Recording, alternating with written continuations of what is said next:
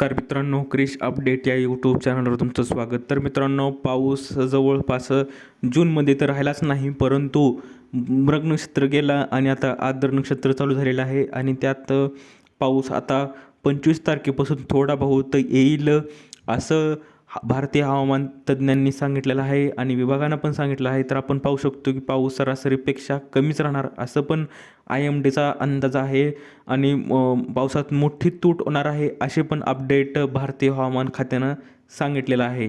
तर मित्रांनो, पाऊस कधी पडेल, कोणत्या महिन्यात किती पडेल याविषयी सर्व माहिती आपण या व्हिडिओमध्ये पाहणार आहोत. तर माहिती पाहण्याच्या अगोदर मित्रांनो, तुम्ही तर पहिल्यांदा चॅनलवर आला असाल तर चॅनलला सबस्क्राईब करायला विसरू नका.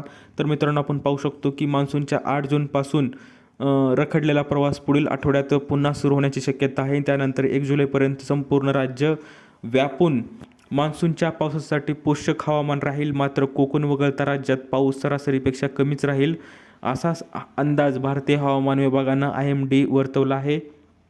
आणि भारतीय हवामान विभागानं 2 आठवड्यांचा मान्सून आणि अंदाज व्यक्त केला आहे.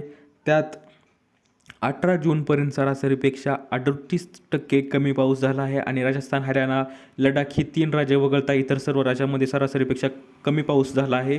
त्यातही आपण पाहू शकतो की गुजरातमध्ये सरासरीपेक्षा 79% आणि महाराष्ट्रात सरासरीपेक्षा 78% पाऊस कमी झाला आहे आणि त्यामुळे राज्यातील 3 जिल्ह्यांमध्ये 40 ते 45% पाऊस कमी झाला आहे.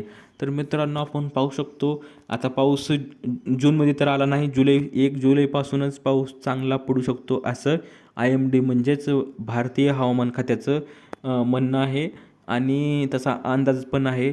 तर मित्रांनो, आपण सांगायचं झालं तर जर पाऊस जरी आला जुलै, ऑगस्ट, सप्टेंबर, ऑक्टोबर, तोही पाऊस सरासरीपेक्षा कमीच राहणार आहे. याचा अर्थ ह्यावर्षी पाऊस खूपच कमी आहे. तर पाहूया आता कसा पाऊस पडतो ह्यावर्षी ह्या मान्सून सीझनमध्ये.